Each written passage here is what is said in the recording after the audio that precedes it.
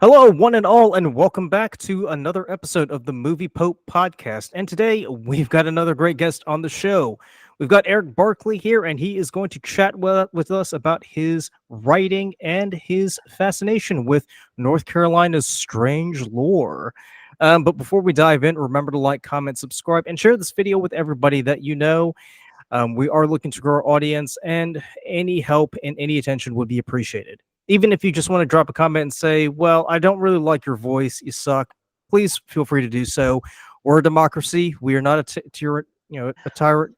I can't talk today. We're not a tyranny like some other countries around the world. We know who you are. We're just saying. But this is a movie podcast, not a political podcast. Eric, my man, how are you doing on this fine Wednesday afternoon? I'm good. How are you? Pretty good, man. Pretty good. I mean, is it raining where you are? Or is it all nice and quiet?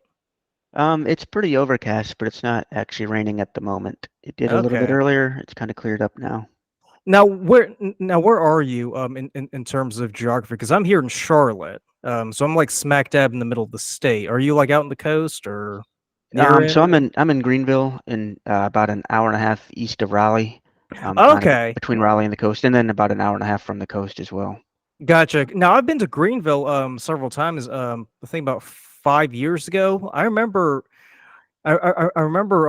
driving through Raleigh, and that was like God, that was like one of the most busiest places ever. But then 45 minutes out, like it's just dead quiet.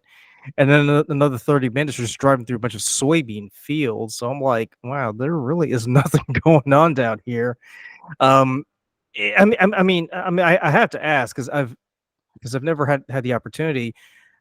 What's it like living in Greenville? Because all you've got is ECU, and that's pretty much it, really. So I've been here about 14 years now. I think I got here in 2010, and I feel like in that time it's really come up quite a bit. That the downtown area is pretty nice. There's a lot of good restaurants, a couple microbreweries, and neat stores. And then there is ECU that brings a lot of excitement. I like to go to football games and baseball games, and their baseball team's actually doing really well right now, so that's always exciting. Yeah, Uh, they do well enough to where they're able to like host the regionals and during the college playoffs sometimes, so it brings a lot of people in. There's a lot. There's more going on than you'd probably think if you were from outside here. But it is like you mentioned, between Raleigh and Greenville, there's not a lot, but yeah, there's just there's a lot of smaller little towns kind of spread out around here that all kind of have their own little thing that makes them unique and interesting. And then we're yeah, you know we're maybe 20 minutes from Little Washington, which is where most of the Haunted Pamlico group is out of, and they have a nice little waterfront town there, and it's a neat area to go to as well. So it's quiet, it's not too busy, but there's always something going on. So I like it. I like Greenville a lot. yeah. And I've got to say because coming from Charlotte, right? I mean, I'm used to a certain lifestyle, the hustle and bustle of of things just happening 24/7.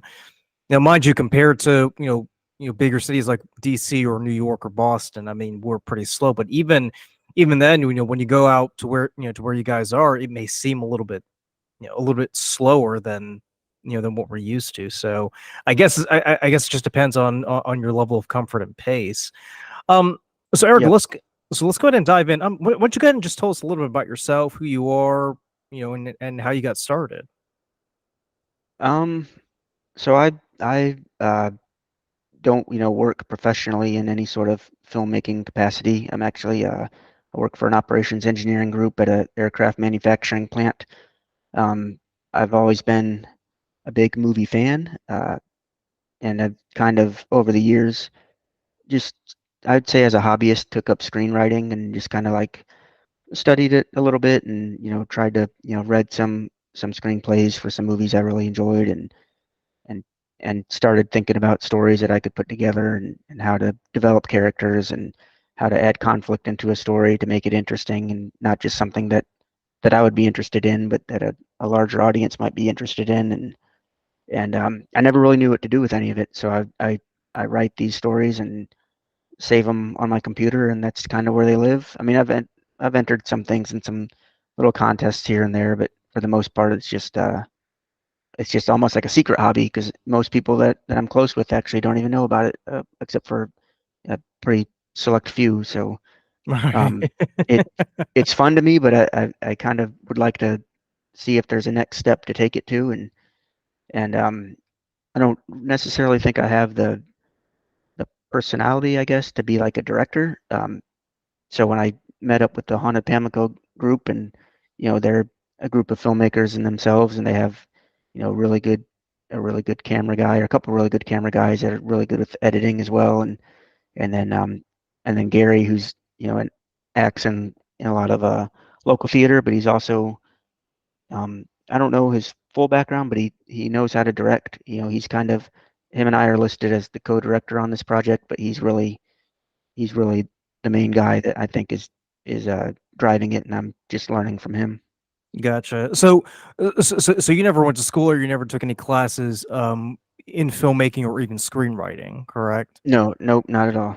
Okay. So can you talk about how you kind of what first piqued your interest and made you decide, you know what, maybe I do want to have a go at writing a screenplay because because it's one of those things that, that you don't really wake up in the morning one day and just think, I think I'll write a screenplay today. It's kind of like a process that kind of develops over time. So can you talk about that? Yeah, there was Unless you did wake up one day and decide to no, I do that. Then. I really didn't. There was I guess I would watch a lot of movies, and I would complain about a lot of movies, and it was almost to the point where I was like, I could come up with a better story than this, or I could have came up with a better ending than that.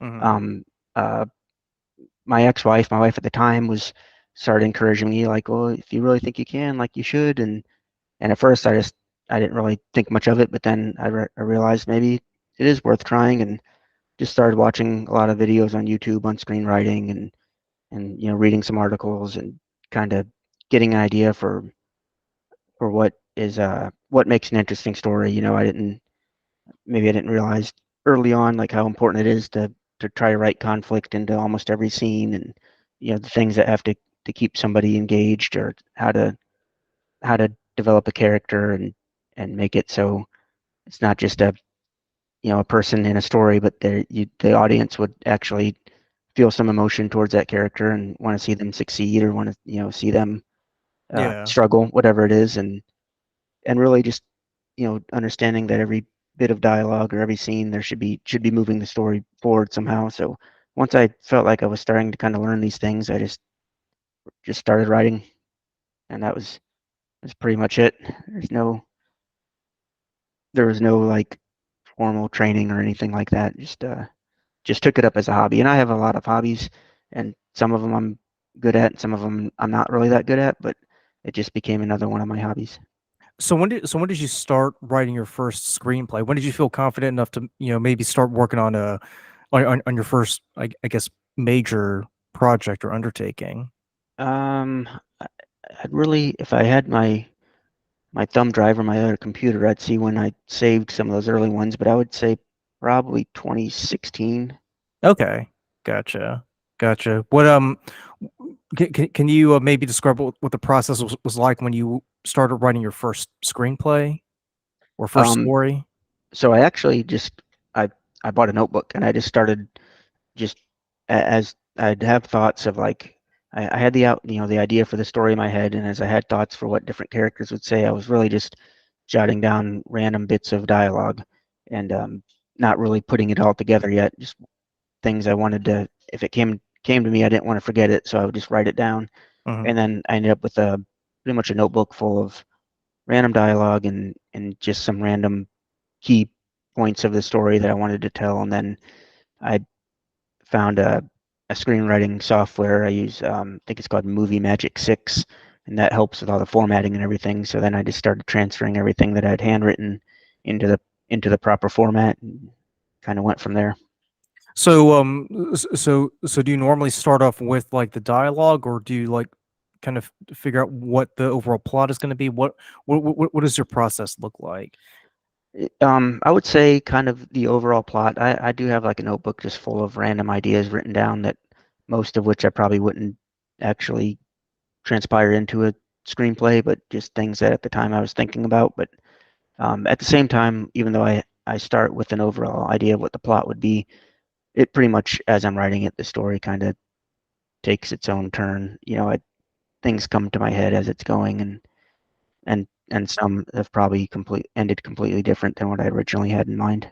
Yeah, because because when I studied filmmaking at Greensboro, I remember a professor saying, what you want to do is create like a treatment, like a general overview of what you want, your story to be about. And usually, and and you've probably heard of this, of the three act structure, where you start off with, you know your protagonist is, at rest, and then conflict happens, and it kind of and he goes on this journey to where he kind of runs into a problem, and then he finds a resolution, and he kind of returns back to the state he was in at the end of the story. um was that was that a process that you were aware of, or when you started off, or did you kind of have to like make a few mistakes along the way, as you were learning? Yeah, I think I did struggle a little bit with the three act structure, and kind of knowing where that where the acts, where Act One, Act Two, Act Three, the transition really is. Hmm. And I've probably written some stuff that I couldn't even really fully know, where that is, or I would have a long Act One and Act Two, and then my Act Three, I'd realize kind of came to a quick conclusion. Maybe wasn't as long as it should be, and some of that was just a lot of it's these informational videos on YouTube, different screenwriting tutorials that I'd go to kind of learn where I could be better at with that. And then some stuff I'd submitted for like you know those agencies where they'll review and give you feedback. So I did get some feedback that way as well, So and what and that was and that all helped a lot. so what so what would you say was the number one thing that you struggled with when you started off writing? Dialogue, too probably just too much dialogue, just not writing how people naturally talk. Um, Can you give an example? uh, well, like if two people are talking, it's usually just a couple words back and forth for extended period of time, where I would have someone like say two paragraphs worth of words, and then the next person say two paragraphs worth of words back, and then I realize when you're actually talking to somebody, it's not typically how you talk. Yeah, it sounds like a Shakespearean play right Yeah, exactly. there. um so so you write your first screenplay in 2016. um what sort of stories, or what sort of plot lines kind of grab your attention to make you think, what, maybe I could run with this, because every writer's going to find like a different type of kick to kind of kickstart the storyline, right? So it could be something as mundane as going to a Chinese restaurant, like what you see in Seinfeld, or a guy having his heart taken out and replaced with a machine, like you see in Crank. um Yeah, yeah. it was for me um, more of uh, like outdoor survival kind of, almost like, so the first story I wrote was almost like a like Jaws on dry land, but in the 1800s. It took place in New England. Um, it there was no like historical, like there's no true historical elements to it, but it was loosely, based around the fact that at around that time, wolves in the area had been hunted to extinction because they posed a major threat to livestock and everything, and it was a story kind of based around what was going on at that time in New England with that happening, but Hmm. with more of an exciting element, I guess, to it. So uh, I don't know if you've seen Jaws, but kind of how um, they have to hire Quint to come help, hunt and kill this large shark. It was Yeah, yeah. a, a kind of a famed, from out west, you know, predator hunter that they get to come and help them with this wolf problem that they have. So, um, but I would say not everything I write I'd gravitate towards that. But that was, I guess, things that kind of interest me already in general. So like that, to me, that was an interesting topic anyway. Like the eradication of certain species in the east, like mountain lions and wolves and everything, was it kind of it piques my interest. So to be able to to write a story and make up characters around something that really happened is something that I gravitate towards. And similar with the story that we're making with Haunted Pamlico for the Pactolus Light, it's there's you can find some things online about that story, but there's not a whole lot of information out there. So I was just kind of able to make my own characters based on what I was able to find and have them go through their own little journey based on something uh, that really happens around here. So, if I were to summarize, it kind of sounds like you're basing things on on historical fact, but kind of giving it like a fictional twist. I guess you could say sort of like historical fiction ish kind of deal. Would that be Yeah, I think right? that's an accurate way to Okay. describe it. Okay, because when you first told me about your first screenplay, that it automatically made me think of Jack London, because I used to read Jack London a lot as a kid, so I just thought there's a lot of this sort of man versus nature kind of deal Yeah, going on yep. where where man's trying to survive in this horrible environment, but he doesn't realize he's kind of the creator of this horrible environment to begin with, you know. Um, so so can you tell me a little bit about your current project? Because you said it was based on a local legend, which actually didn't know anything about until you just told me about it. Okay, yeah. So it's uh between Greenville and Little Washington. It's about from Greenville to Washington is about a 20-minute drive. There's not a whole lot in between, and there's a spot out there where I don't even know if it's really considered a town or just an area, but it's called Pecatolis. And there, years ago there was train tracks that ran through there, and the tracks are gone now, but there's still it's cleared out like where the train tracks were. So there's it's private land. There's a gate that stays locked, and there's like a local lore that people will drive out there, and if you flash your headlights 3 times, at night down this path into the woods, you'll see a light flicker. And if you look online, you can find a few different things about it. But the main story that I found is there was a young man in Greenville it wasn't ECU at the time. I think it was Greenville College of Education. I forget what the college here was called, Right. teaching college. And his girlfriend was in Richmond, Virginia, and she was taking a train back, and he was supposed to meet her at the train station in Pecatolis.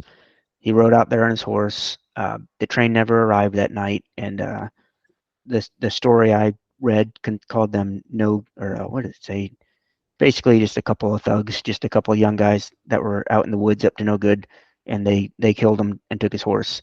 So the story is basically that he's still out there with his lantern, looking for his girlfriend, and that's why when you go out there and you see the lantern or the light, flickering in the woods, that's him on his horse riding around trying to find her. Now, is it like like a certain stretch of road where you're seeing this? Because I It's know you.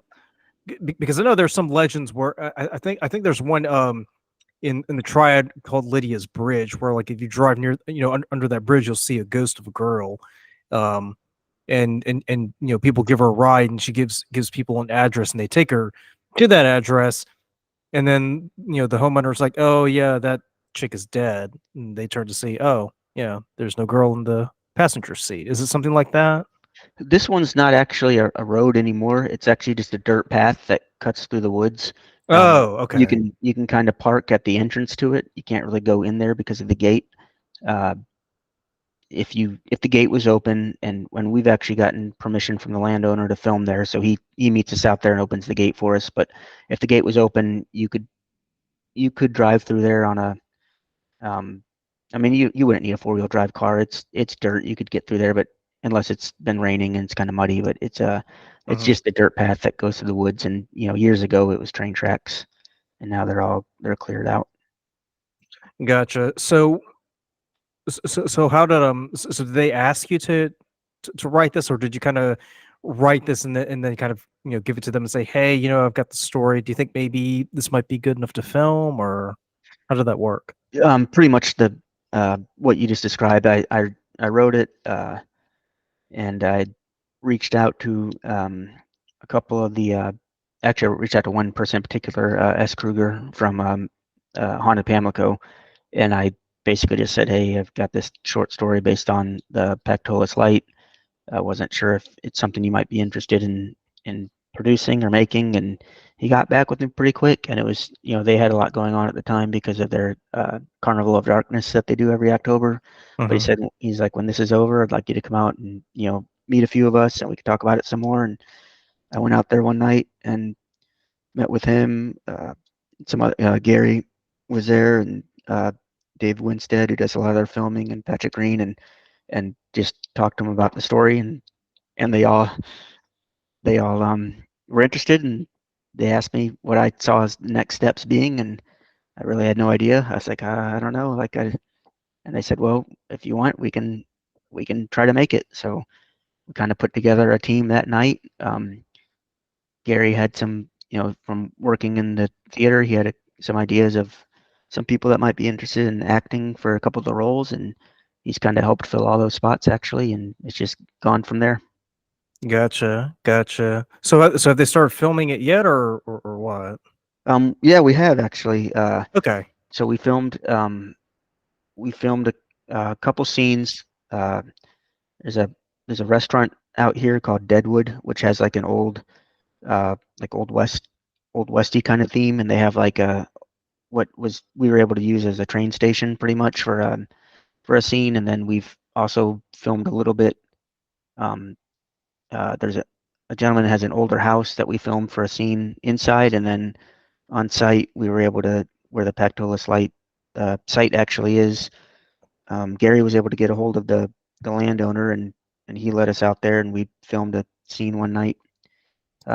We've kind of gone on hold just temporarily. A lot of the members are working on a play at Little Washington called The Fall of the House of Usher, and they're I think April 12th and 13th, and then is when they're doing that play, and then after that we'll resume with everything. So, so do you have any idea of when you're gonna resume, or is it kind of just Probably here at the end of April is when we plan to resume. okay? Gotcha, gotcha. So, so coming from a background where you've never, worked in film or studied film, this is like a huge splash for you. Have you? I mean, what have you learned, or what ideas or lessons have you picked up from watching these guys? Um, I, I've probably learned a ton, just with with the camera and the sound boom and everything, just how important it is to be able to capture the sound. We have a scene where it's a couple on a date in a car for a lot of the dialogue. So it's, you know, I didn't really know how you would film something like that, but we're shooting it from multiple angles, kind of looking in through the driver's side window, through the windshield, to the passenger side. And then we have someone in the car in the back with the sound boom, so that the sound's all picked up. So just I guess how you would capture everything from multiple angles, so it could be edited together later to not just be a camera in one position for an extended amount of time. Yeah, yeah. So sort of learning the technical aspects of the filmmaking process. Yep, And, exactly. and I know you earlier you said that that you don't have the personality for being a director, but what was your take on the way that on the way that they directed the scenes, and how they approached the actors, and how they kind of had a technical view on how they wanted the film to look? How did that impact you? So Gary did a storyboard for everything. So he kind of has, drawn up how he sees, even as detailed as like facial expressions and everything. Whereas, I you probably kind of can tell from this podcast that I tend to get some of a monotone voice.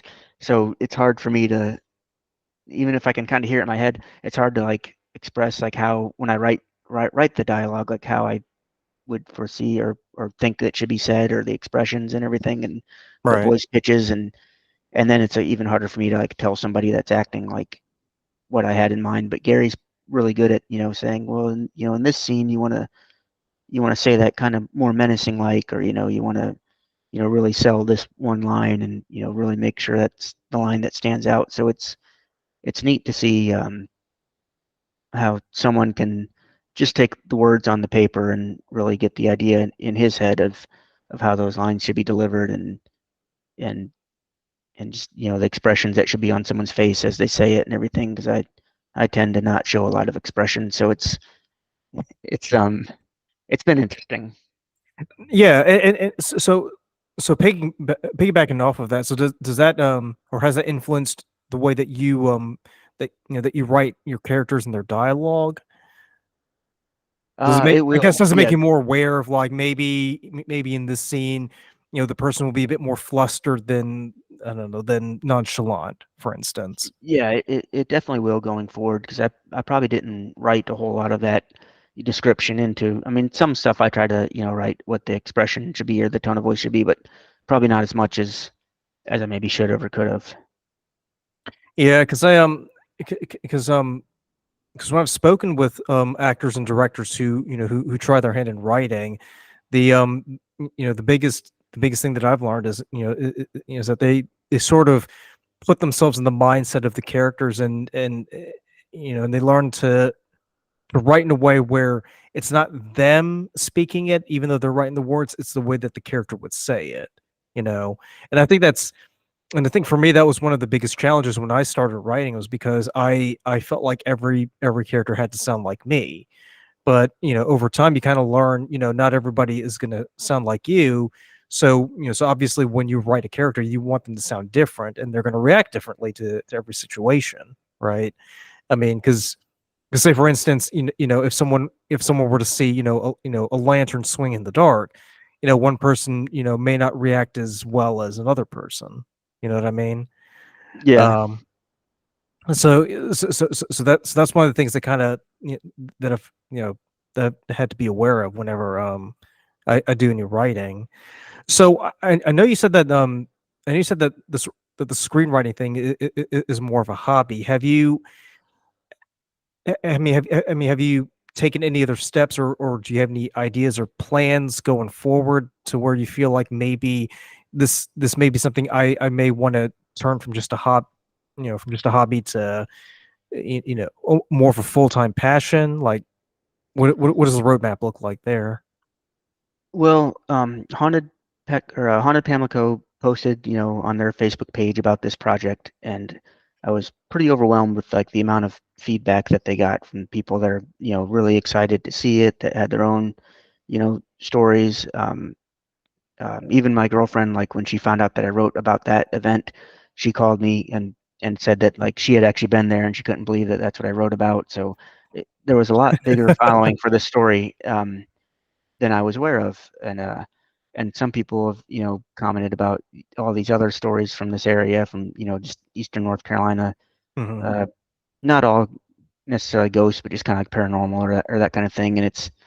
And Gary and I have talked a little bit, and it's kind of given us this idea that like, hey, we plan to premiere this at the Turnage Theater in Washington at their festival, the Carnival of Darkness in October, and then maybe from there we'll I'd like to write some other stories just for some of the other local legends here. I've got a couple ideas in mind now, so uh, I think it would be fun just to try to make little short films based off of all these things that happen, and if they're good, maybe we can get them into some film festivals and just see where it goes from there. So that leads me to another question here. So before he's so before we I kind of summarized your work as like historical fiction. Do you sort of see yourself gravitating more towards a more like a paranormal kind of folk horror kind of vibe? Yeah, I think so. I think with how this has been going and with some of the other ideas kind of floating out there now, that might be the genre that I'd stick with for a little while. But you definitely don't want to be typecast, right? Right. Yeah, there's still some other things I'd like to, I don't know, maybe if I ever actually really did make it, I could bring some of those original screenplays that are stories that I really like to get out there and try to get those made too. So um, Gotcha. they'd be Have a you? little larger budget feature Yeah. films, so I'd probably have to have some sort of name for myself to even get anyone to consider that, but that would be nice. Yeah, and I was gonna say, I mean, making a film like that and getting the attention that you did, I think it's a pretty good start for you. So, congratulations. Thank Not to mention the fact that you are pretty close to Wilmington, and Wilmington has been the hub for North Carolina filmmaking for decades. So, I mean, you you. never Yeah, know. yep, and that's where The Crow was filmed, the original The Crow. That's Yeah, before. that's right. That's right. And Iron Man 3 also was filmed over Yeah, there, exactly. as well. Hopefully we can get more projects coming back here. Um, so so besides screenwriting, have you also tried your hand in like writing, writing short stories or blogs or writing for local theater companies to kind of sharpen your skills as a writer? Nothing like no other writing as far as fictional stories. I did some um, freelance writing of articles for a kayaking website years ago, and I'd get paid a little bit or paid per the word by the word, and I probably wrote 5 or 6 articles for them. Um, so that's really the only other you know writing I've done, but nothing as far as developing a character or a fictional story. Gotcha. So this screenwriting is really the first, I guess, opportunity for you to kind of flex your fiction writing um, skills, right? Yes. Gotcha. Gotcha. Um, so besides the Pactolus Light screenplay, are there any like other ideas or stories floating around your head that you may want to tell us about at all? There's one that I recently read about. It's actually kind of out towards Wilmington, but it was called the Beast of Bladenboro, and it was basically uh, a large cat. I guess there's speculation, and this was in I think the 19 30s. I'd have to look up again to see when it was, but it was just a large black cat. Um, that there was speculation it was a mountain lion or a panther, and it kind of wreaked havoc in that area for a short amount of time, and then was gone. And there's some, there's a I was in the 1950s, the winter of 53 to 54, and there was I think a somewhat large bobcat that got killed shortly after, and then everyone just kind of took it as, oh, that was it. That's what the animal was, but a lot of the other eyewitnesses said it was much larger than a bobcat, and there's a short Wikipedia story on it. There's not a whole lot outside of that Wikipedia page that you can find about it. So it's in one of the stories I've kind of been haven't started writing anything, but I've had on my mind anyway.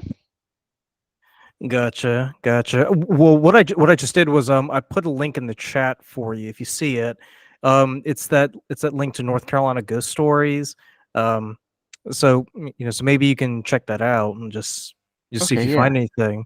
I mean, you really got me hooked on the whole on this idea of you telling stories about North Carolina ghost stories and legends because it kind of reminds me of those anthology series you used to see way back in the day. I remember as a kid, Tales from the Crypt used to come on TV a lot. So yep. I that's used to watch that. that's what it made me think of when you said that because I was sort of it, and I don't mean to put words in your mouth, but this is just me speculating here. I sort of imagine you kind of doing like a like a short video on each legend, and it kind of airs every week, and in every episode, every short is like a different legend from like either the mountains or the Piedmont or the coast, and it just like goes in all these little stories. And I think that'd be a pretty cool thing to do. Yeah, that's kind of an idea that I've had, and I think Gary and I talked a little bit about it as well. So it would be, maybe if we could make a couple and get some attention, then we could um, get some momentum to really put something together like that, like a Tales from the Crypt type of series, but based off um, some factual lore. Yeah, actually, I was kind of imagining it like a cross between Tales from the Crypt and Unsolved Mysteries. You know what I Yeah, mean? that'd be a perfect way Yeah, to describe it. yeah, because Unsolved Mysteries, kind of took stories that were, quote unquote true, and they kind of, put their own spin on it. They're kind of like docudramas, Yep, exactly. before Netflix ruined them. Um, Yeah. but if there's one story that I would be interested in hearing about, and you probably know where I'm going with this, it's the Lost Colony. Like, it's one of those stories where, like, I could hear it over and over again, and I would never get tired of it, because there are just so many theories as to what happened. I mean, I remember a few years ago someone said that the colonists disappeared through a vortex and they're in another dimension. Um, and that message that they carved into the tree, the one that the English found years later, it was supposed it wasn't about the tribe living there, but it was more about the place that they went to, Croatan.